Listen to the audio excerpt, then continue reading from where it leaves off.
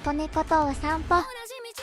イケワンを装っていますが、きなこもちちゃんへの好きが隠せません。そんな一部始終をご覧ください。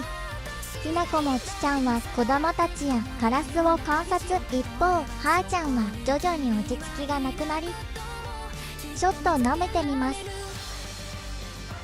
反応がなかったのであくびをすると、手を加えちゃいました。